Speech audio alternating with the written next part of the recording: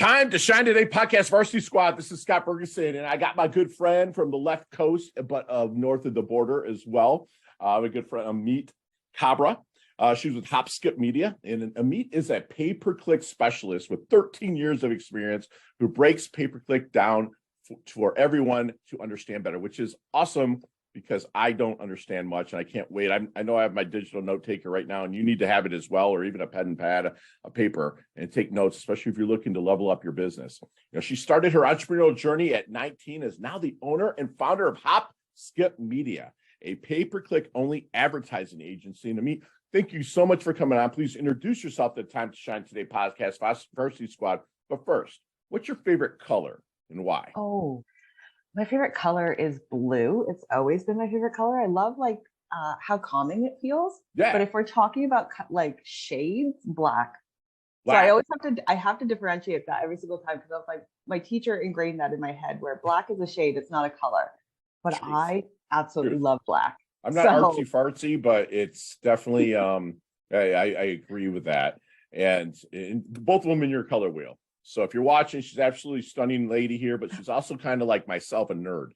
You know, she really digs in. She nerds out to help other people level up. So, you know, Ameet, I love that you break through the stigma of making pay-per-click. We're just going to call it PPC here, squad, going forward, but really breaking down PPC into kind of layman's terms for people to understand. Thank you for being someone that breathes air on this earth that's doing that. But let's get kind of to the roots of where you kind of started and what really transitioned you into going into the PPC world to help people.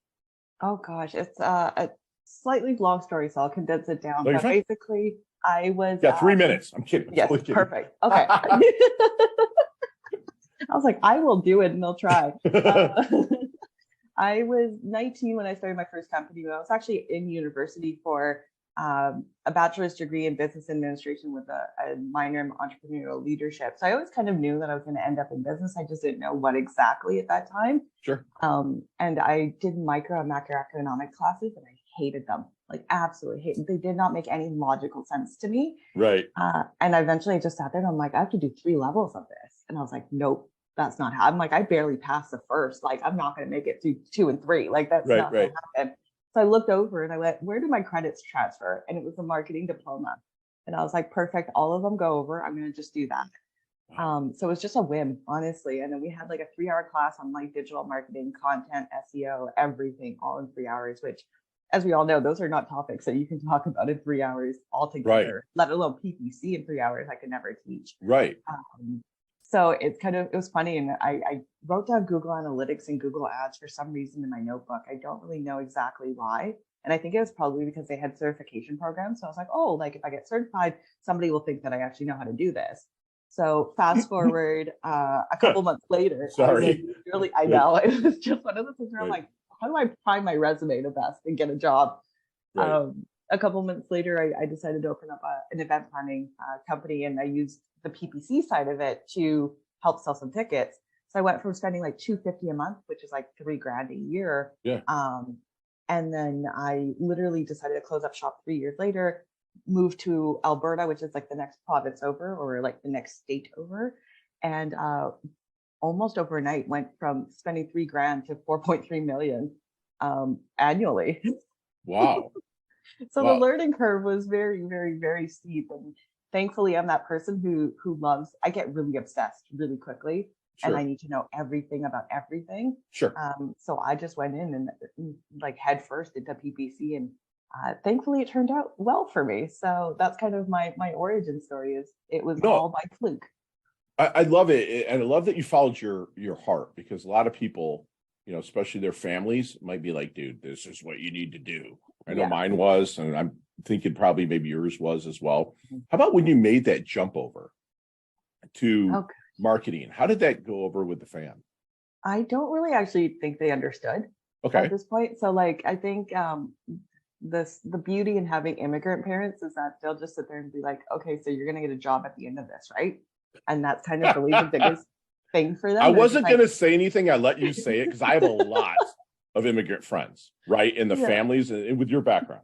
Okay. And they just get slaughtered, you know, if they make, I have friends that have made the jump in the entrepreneurial world, right? It's totally different. So I'm sorry to cut you off. No, Totally I just want to say, okay. Yeah, no, it's definitely a thing where they just want to make sure you have a job, and then absolutely eventually you find somebody, you get married, and you do that whole thing. Right. And I somehow chose something else, and nobody really realized as I was doing it. Right. They just kind of went, oh, it's just a hobby. And then suddenly I'm in Alberta, and they're like, oh, she's going to find a job there. It's totally fine. And suddenly I come back and I'm like, hey, I own a company now. And they're like, how, where, when, like all of these questions that they didn't really quite understand. And over top of it, like PPC is something that a lot of business owners who are pretty tech savvy don't understand. Now think about immigrant parents now, right? Like sure. They have no idea what I do for a living. So my mom just reduces it down to she works for Google, and that's kind of the end of it. And I was like, you know what? I'm fine with that. You're good with like, that. That's okay. Because in technicality, I kind of did work with them for about 2 years. So I'm like, oh, did you? It works. Yeah. So they actually invited me to join like an ambassador program. So I was part of that for 2 years, and I was one of when it started, it was one of 25 in North America and in the world. So wow, it was a really cool experience. Yeah. That's an awesome journey, that you just brought up with that. So I have to, backtrack a little bit. You went from like $3,000 a year or something to 4.3 million. Can we unpack that a little bit, please? What do you mean by that? So essentially, we have like monthly spends. So let's say you're spending $1,000 a month. That's a $12,000 ad spend. So I was spending $250 of my own money to make X, Y, Z for the tickets, and eventually just never really increased because I was a small business and it was literally just me. Right. And I was just doing it out of fun because I just enjoyed making, like having events, and wanted to learn the ins and outs of running a business just out of curiosity. So when I went in for a job, I actually got offered it. It wasn't even something that I was actually looking for. I just literally got certified, and somebody found that I had gotten certified, and they're like, you have the skill set that we're looking for. So my notion from like school of writing down Google Analytics and Google Ads to prime up my resume actually worked out for me. Sure. And then I walked in and they were like, well, we have about 38 accounts or something like that. And I was like, okay, that's fine. And pretended that I could manage them, because naturally, why would I make myself look, I'm incompetent, right? Right. And eventually that 38 turned into about 65, I want to say. So that at the end of it all, it was about, I want to say 320-ish thousand every single month, which would have been 4.3. Yeah. Yeah. So it was really you interesting. went from like 3,000 a year under management, for lack of a better term, to where like 300,000 a month, 330,000 a month or so, that comes to 4.3. Oh, okay, I get it. I got it, Squad. I got the math. If not, I'll put it in the show notes. I absolutely love that. So, with regards to with pay-per-click, okay, I do have a question for you. Mm-hmm. Why would, I don't know if this has to do with pay-per-click too much, but why would Google, if someone has a website and then there's Google Ads, are you familiar with those as well? Okay. Yeah. Why would they decline being, because I've been approached like this maybe 10 times in the past 5 or 6 years from people, and I don't know anything about websites. I have a question for you. I have it written down just for you. Yeah. Why would Google turn down putting Google Ads on someone's website? So you're talking more about Google AdSense, and it's usually based off of like content on a website, but also if the topic makes sense as well, right? So they've been reinforcing their policies actually quite a bit in 2022 in regards to what people can show, what we can even advertise at this point, narrowing it all down. Even like housing stuff, like we can't even do it at a full scale. It's actually very restricted because they have their own housing policies where they don't want people lying to people and stuff like that. So that kind of like all of those policies tend to narrow down where you're going to end up seeing ads. Okay. Gotcha. That's what I appreciate. That's layman's terms. That actually works perfectly. Thank you so much. That way I have an answer for them as well. But let's circle back to PPC here, pay-per-click.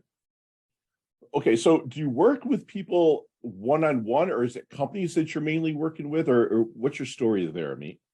Our client base is actually pretty robust in that sense. So we've got a lot of owner operators, and then some that have 50 to 100 to 250 employees. It really depends on that business. For us, we really like working with like the business owner or the marketing manager really closely and trying to figure out if the leads that we're generating are actually generating money. So I think that's where the biggest kind of gap comes in, where with PPC and why it has a negative reputation in the industry to a certain degree, is that a lot of people will be like, oh, I got you 100 leads. Well, that's fantastic. But what exactly did that result in? Was that a sale? Was that 2 sales? Was that 5 sales? What did that actually result in? And a lot of agencies and a lot of freelancers don't necessarily do that work. And I think that's how I was able to make a name for myself. That's amazing right there. That freaking is awesome.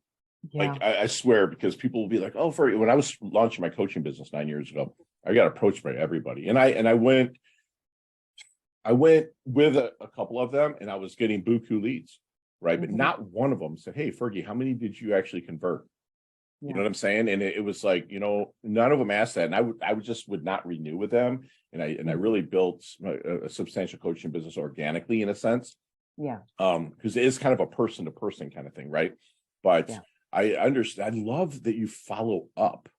Like, that's kick ass, dude. You don't have people that do that. They're money grabbing for those, for the business. That's beautiful. And that's because I used to work at an agency that was very focused on billable hours. So when I left, I was like, I don't want to be that agency. Like, I would love, for us, the way that we bill out is retainer. We get X amount every single month. Whether we do more work or less work, that doesn't matter. But at the end of the day, we're taking care of the account. I don't want to be paying, I don't like the hourly model, just because then we're constantly trying to do more hours and fiddle with an account that doesn't need. Like an attorney. Yeah. So yeah, basically, right? I call mine. Retainer, how much am I going to get billed on the for? hours? Yeah, exactly. I'm like, is it 15 minutes or half an hour this time? Where's my bill going to come in from? Right.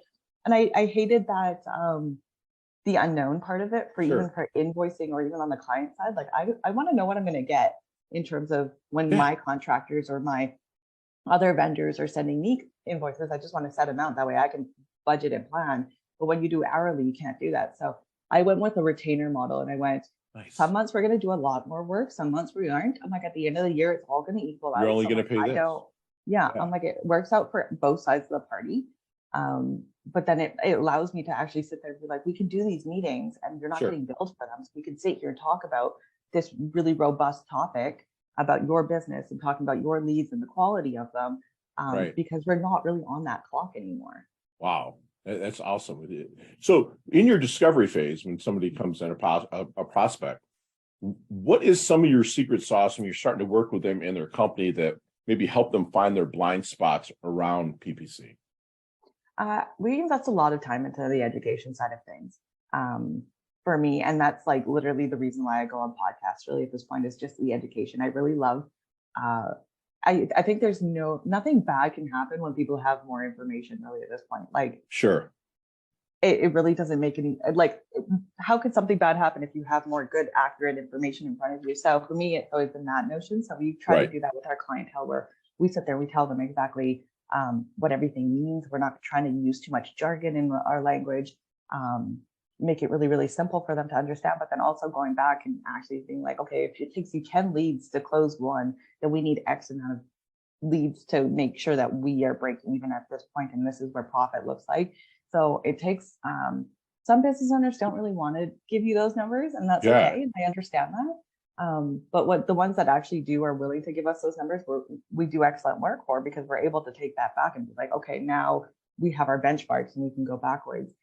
So explaining that process to them is usually kind of like that I think I would really say that's the secret sauce. It's really spending that time on education. And the proof is in the pudding, because you built a company, your event coordinating company, and implemented pay-per-click to help build it. So you have that as a background. It's just a not small, but like an entrepreneur. So you're able to, quote unquote, I'm saying this if you're just listening in air quotes, sell them on your experience with it. But when you're starting to maybe work with somebody again, and you're in that initial conversation, make sure it's a right fit. Is there any good question that you wish they would ask you but never do? I honestly, really at this point, I think agents or clients really need to be asking about ownership and stuff like that about content. So this isn't as bad of an issue as it was years and years ago, but I would get clients and they'd be like, we want to leave our agency. And I was like, okay, perfect. And then we would look at the contract and they owned nothing that they paid for. So the ad account, the Google Analytics account, all of that would be owned by that agency. So then if they were to leave, they would be giving up all of this data that they essentially paid for. So I really wish, like, I mean, I know on my end, I do it correctly where everybody owns what we've produced for them. We've been paid for that. That's exactly what they should be getting. So when you leave, you get your ad account, you get your Google ads, you get all the ad copy that we've ever written. If you ever want it, like, take it, go. Like, it's not my problem really at the end of the day. Because we were paid for it, but I wish people would ask about that a little bit more, just because I know that they're interviewing other people. Sure. So at that point, I'm like, are you asking all these other agencies if you own your content that you're paying for? So I think that's like one of the bigger questions that I would love for people. Thank you for saying that, man. Sure.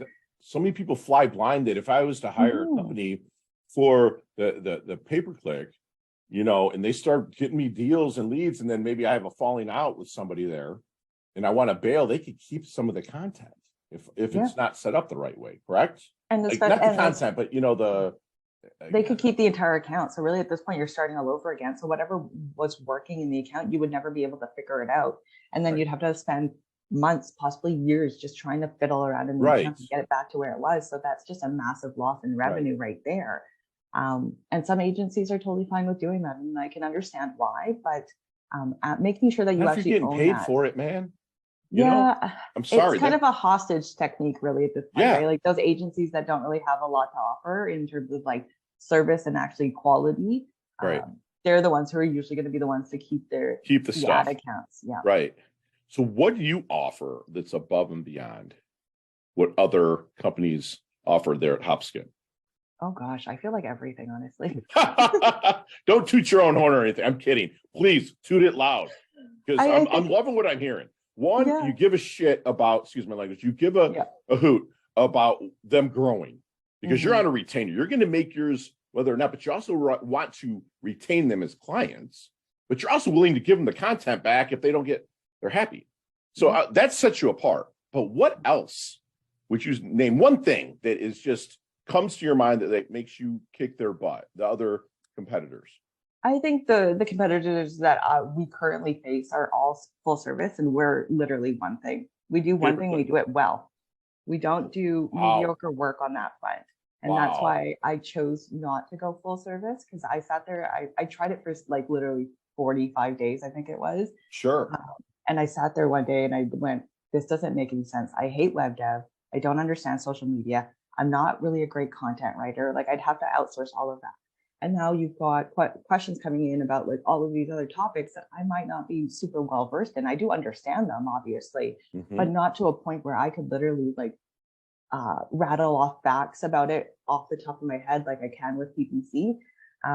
So yeah, I 7-8 years ago, however many years it was, I made a conscious decision that I wanted to be great and known for one thing and not mediocre for multiple. A lot of things.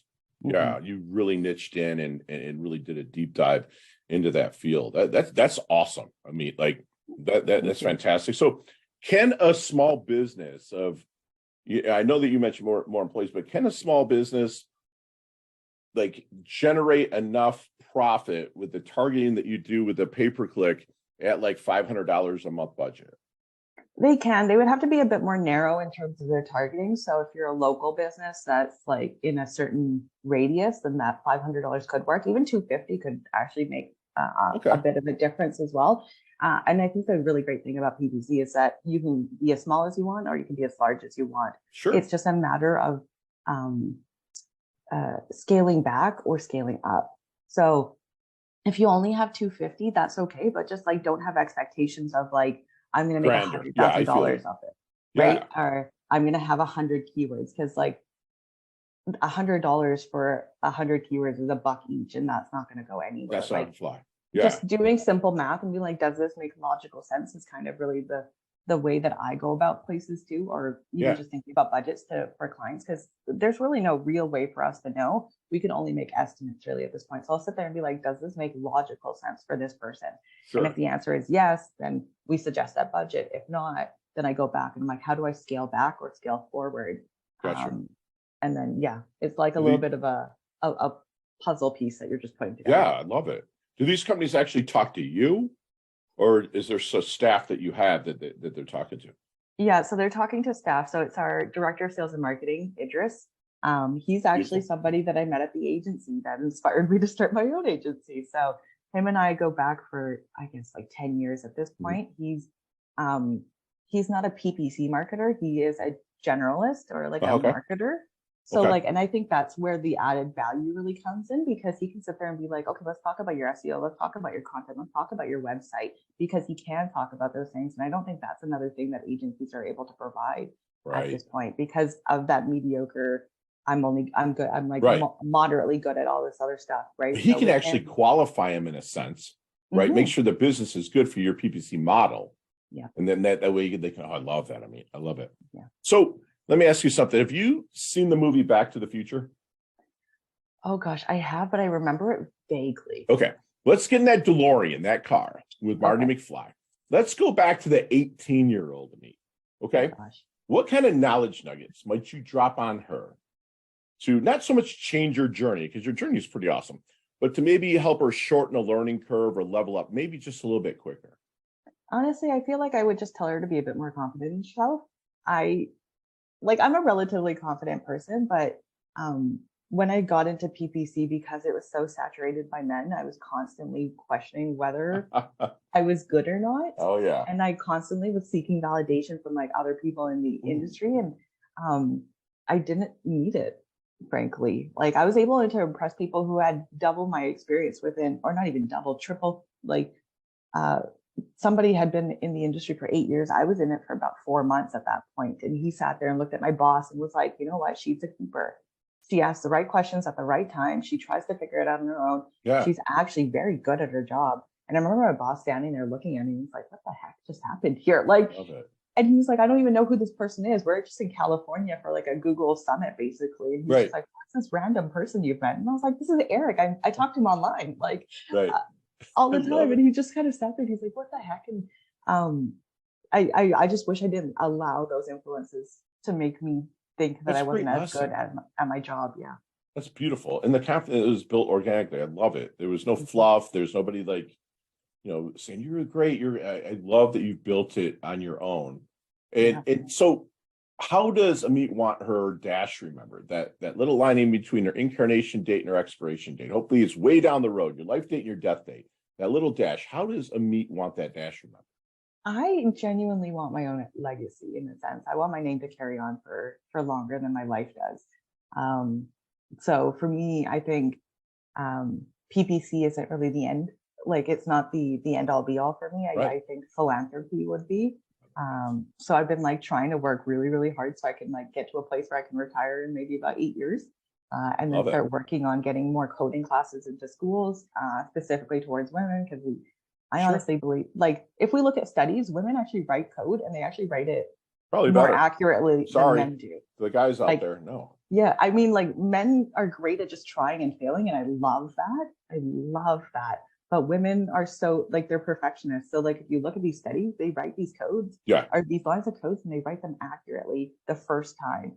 And I love that, but then they get deterred because they don't have that confidence in them, because they haven't practiced a lot as much as like maybe the men have. So I would love to see that happen a bit more and see more dominance of women in the field. I can see it. I can just see you leveling women up. And I don't even think I think you're going to end up being some kind of coach like myself in the future. Maybe. I've heard that before. I've heard that really before. Lean into women, to own their curiosity, to get their asking gear when they are not confident. They can ask people like you and other people that have made it. And I love that. That's beautiful. So what do you think then people misunderstand the most about you, Ameet? I think people think I'm a bit more rougher around the edges than I actually am. I'm pretty like straightforward. If you rub me the wrong way, you'll hear a response that you don't necessarily like. And that goes for clients as well. Which is kind of funny because Idris is kind of the one who tells staff no, and I'm the one who tells clients no. So it's like a really great mix between the both of us. So like, I love my staff and like they're family to me really at this point. And I know everyone says that, but like I genuinely mean it. So then it's really hard for me to say no to them when they ask for stuff. So I always call Idris and I'm like, you do this for me, please. But when it comes for clients, he's kind of the opposite. So I'll go in and I'm like, no, absolutely not. We're not doing this. Okay. So yeah, it's always that. I can also hear you saying, "Here's why." Yeah, right. And I try to, but sometimes they just don't listen. They just don't listen. I feel you. a little bit of an argument, and that's when I have to really plant my foot. And I think the impression. What you're saying is you're really a nice person. I'm somewhere in the middle. I All would right, like to say. that's cool. I'm very honest, and it's not coming from a bad place or like a malicious place, but I feel like some people tend to believe that I'm getting kicks, like I'm getting my jollies off of it, and I'm like, this isn't bringing me pleasure. It's just this is how I talk, and this is how I am, and if I care about you enough, I'm going to tell you. So it's actually more of a compliment than it is an insult, right? So no, I'd rather have someone do that, but whether they're a friend or a colleague, and I'm blessed to be surrounded by those people because I believe, you know, your vibe attracts your tribe. And I'm also that dude that'll be like, listen, you know, Ameet, slow your roll, get into this, and this is what you need to do. And that's what I do with coaching. I coach a little bit different than other coaches as well. I love it. So what is Ameet's definition of a life well lived? I think it's doing what you want when you wanted to, not letting yourself being restricted by other people. So I think that's the one thing that I have over probably my entire family and even my friends really at this point is I really did what I wanted, and I will never regret that. And I think that's kind of the beauty about my life really at this point is that I don't really have any regrets. I did what I wanted in that moment, and I can't. How could I ever regret that? So, yeah, I would say I think that's a life well lived, and then also just being not well liked, but having love in your life. Like I got very lucky. I have so much of it. Like it's so weird. I have just so much of it everywhere. So for me, it's just like when I think about it, I'm like if I were to, you know, hopefully God forbid, but like drop dead tomorrow, like I had a good life. I had a good life. I had a ton of love. And I had a life where I did what I wanted. Love it. I love it. And squad, we're going to take my good friend Ameet through our leveling up lightning round just as soon as we get back from thanking our sponsors and affiliates. Time to shine today. Podcast Varsity Squad. We are back. And you know, I was thinking here while we were in break that it's like I actually had a really cool conversation about pay-per-click. And I didn't know which way this interview was going to go. And it just, you're just blowing my mind. I mean, thank you so much for putting it in layman's terms and having fun. But we have our leveling up lightning round. Okay. And you and I, we might meet up one day. We might do some business together. And we can discuss some of these questions, you know, at length. But today you have 5 seconds with no explanations, and they can all be answered that way. I promise you. Okay. You ready to level up? Yes, definitely. I mean, what is the best leveling up advice you've ever received? Ooh, nobody cares about you. Just do it. Share one of your personal habits that contributes to your success. Oh gosh, I like to say every morning that it's going to be a good day, and that puts me in a great mindset. Love it. I hear a lot of neutrality. That's beautiful. So if you see me kind of like walking down the street or at an event or whatnot, be like, man, Fergie looks like he's in his doldrums. What book might you hand me to maybe level me up? Oh gosh, this is going to be the worst answer. I'm not a big reader. No, fine. No, that's fine, love. You're good. You're good. What's the most commonly used emoji when you text? Oh, the black heart. Black heart. I love it. Yeah. Nicknames growing up, and don't lie. AK-47. Oh, love it. Yes, I love the initials. Love it. What's a hidden talent or superpower that you have that nobody knows about?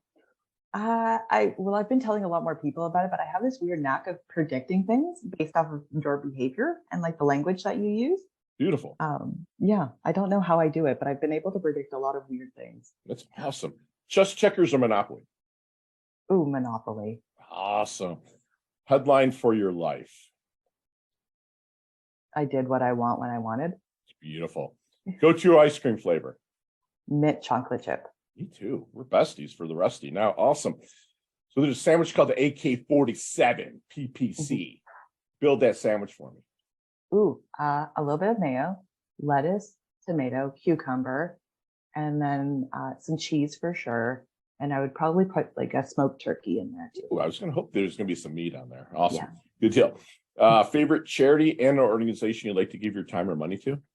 I like donating. I actually split my time between these and money, but it's usually animal charities just because I've got 2 dogs and they're rescues. Yeah. I saw that on one of your accounts. I have a rescue pitty that's literally by my feet right now and 2 rescue black cats that are being their own curious selves, probably tearing up stuff around here. I love it. I love it. Yeah, I just shoved mine into the room and I'm like, please stay in bed for a little bit. Just a little bit longer. Love it. So last question, you can elaborate on this one, but best decade of music, 60s, 70s, 80s, or 90s? Oh gosh. Oh, that's such a hard question. I feel like the 90s was really cool in terms of like pop music because like Sure. it's just never gonna get back to that. That was like the Right. prime for pop, but I'm a bit of a rock lover. So 70s and 80s is usually kind of where I sit Love around it. with those guys. Yeah. Yeah, You it's know, really it's hard. I just love music in general. Like I just if that's it feels cool. good in my body, I Yeah. just want to listen to it. It's I'm not like like a you, genre. man. Like Mhm. I'm across the board. If people listen to my workout, like, Yeah. they'd be like, what? Or, like if I'm editing podcasts or not really editing, but listening to them, building notes, it's like I have the 70s on, right? Like, Yeah. because I'm 51. So Mhm. like I grew up, like I graduated in 1990. So the 80s is kind of like my jam, right? But the Mhm. 70s has that classic rock, folksy that you can actually understand their stories, right? And then the Yeah. 80s had your invasions like from like U2 from Ireland or Duran Duran from Mhm. Australia or whatnot. And so like I resonate most with the 80s. And if you listen to so many songs today, they have hooks from Yep. the songs from the 80s. Like Pitbull is Yes. notorious for it. Flow Rider's notorious for having like You Spin Me Round. I mean, that's from Mhm. freaking Dead or Alive, from a band called Dead or Alive in the 80s, right? Pitbull is, uses all his songs have hooks from the 80s and he admits it, you Yeah. know? I love that man, can we say your age? Yes, I'm 33. Really? Yeah. You were like 22 or 20. That's why I usually say 22 on the throwback question, right? Oh my Yeah. gosh, you don't look it out. That's beautiful. That's awesome. Thank So, you. I mean, how can we find you, love? You can find the agency at hopskipmedia.com. And then Instagram is kind of my best place really especially for education. If you really want to learn Sure. more about PPC, AdWords Girl on Instagram is Yep. my handle, and actually my handle everywhere on social media really at this point. So yeah, those places. AdWords Girl. So that's AdWords Girl, GIRL. I'm looking at it right now. This is awesome. She has good content. I watched some of her stuff before. So do you have like any kind of services, like they can reach out to you and whatnot for services, but you did say Mhm. something kind of like a month-to-month auditing. What's that about? Yeah, so we technically have two services really at this point. One is our month-to-month service where it's done for you. We take over your account and just manage it month to month, and you get reporting bi-weekly and then also monthly reporting and then a phone call if you need it. Really, some clients are fine with it, some clients aren't. And then we also have an auditing service. So if you are running Google Ads and you're kind of wondering, are these as good as they could be, or I'd like to find the weaknesses and correct them, that's Yeah. something that we also do. And it's something that I actually really love doing because I'm really good at finding the flaws. Like it's Love just it. like picking up random words and knowing Yeah. what they meant by it. It's like it's just a weird thing in my brain that it just makes sense, and I'm able to find things that most people normally wouldn't be able to. That's awesome. Mhm. Awesome. That's beautiful. So to me, one last solid and leave us with one last knowledge nugget we can take with us, internalize, and take action on. Ooh. Um, Honestly, I think it's the best piece of advice that I ever received. It was nobody cares about you, just do it. I love it. Like nobody's like I think we are all constantly just going around thinking people are looking at us and laughing at us and all that stuff. And I definitely have that same Sure. notion sometimes. But at Right. the end of the day, everybody's just like concerned about themselves. They're not really watching you. Right. So if there's something that you want to do, if there's a new business you want to try, you want to go to singing lessons or start running, like just do it. See what Yeah. happens. See what happens. It might be the greatest thing that you ever did. It might be something that you hate, but you won't find out until you actually do it. I love it. I love that you're a chance taker. And I love that you're saying just do it. Like you don't find in my coaching, I take all my clients to neutral, right? Mhm. Because everybody's like a lot of coaches will be like affirmations. Yeah, affirmations are great to get leveled up and to get your body in a physiological sense. But Yeah. like everyone, it's like, oh, like I've been told like, oh, Fergie, like how's that positive thinking doing for you after a crappy round of golf, or a crappy jujitsu match? Like, how's that? And I'm like thinking, oh, it didn't work out this time. So, but in positive thinking doesn't work 100% of the time. But what does is negative thinking. So I go back to neutral, and I love that you said nobody cares, just do it, because there's no more of a neutral statement than that. You can stay neutral. It's like what happened yesterday. Like so many people have a foot in the future, a foot in the past. They piss all over the present, right? So it's like, I love that you said that, and it just resonates. And squad, I just had a fun conversation. I honestly did not know how this was going to go. I've never interviewed anybody on pay-per-click before, but come to find out, she's actually a human being. She's not one of those robot people. She's 19 when she really started her entrepreneur journey. She launched out into event coordinator and learned and kind of taught her outside of like probably her parents and family's wishes. She really kind of taught herself and learned by getting her asking gear from people that she trusted to give her information, and basically she can take your business, and if you trust her, get you the results. She's going to dig into your business. She's going to ask the questions. She's going to listen with her neck, not just with her $ commission ears, listen to what she can make. She's going to want to make you succeed. And that's what I absolutely love that. And if you have a business and you're working with somebody that's doing pay-per-click for you, make sure you own the freaking content. If not, try to get out of it. Let me make a warm introduction to my good friend Ameet, and let's see what she can do with it, because she doesn't keep it. She works. She knows what she's worth. She ain't cheap. She ain't uber expensive, but she knows what she's worth. She knows what she's going to get you results. She wants to remind you, and what she would want to remind herself in a man-driven world, to be confident. Okay, to know yourself. You got a comfort zone. Everyone says get out of your comfort zone. No, stretch that comfort zone. Keep stretching it, and get better. She's someone that will own her legacy. It's going to carry on longer than her life through philanthropy. I mean, my girl here is planting trees she's probably never going to sit in the shade of, right? I mean, she's doing things for herself to make other people better, right? And then she's going to be a philanthropist. You don't hear that from 33-year-olds. It's so freaking refreshing. She wants to do, we remembered also, is there's no restrictions to her life. She's doing what she wants, when she wants. Guess what that equals? That equals freaking freedom. It doesn't have to be monetary freedom. It can be just physical freedom. She wants to retire pretty much before she's 40 and be a philanthropist. That means she, God willing, she has a long life ahead of her of doing what the frick she wants. And I absolutely love that. And lastly, nobody cares. Just do it. If you're bitching, complaining, no one really cares. You might have a mommy and daddy that's sitting there saying, oh, it'll be okay. No, nobody cares in the real world. Get out there. If you don't know, get your asking gear, stay neutral, and keep pressing forward. Inch by inch, it's a cinch. By the yard, it's hard. So take it really step by step. That's what my good friend Ameet does. She levels up her health. She levels up her wealth. She's a beautiful, stunning woman, but she's hungry, yet she's humble as well. And thank you so much for coming on. You've earned your varsity letter here at Time to Shine today. And thank you. You're the best. Absolutely love your guts, Ameet. Oh, thank you so much for having me on, Scott. Yay. It was so much fun. It was so much fun. Chat soon, love. Bye.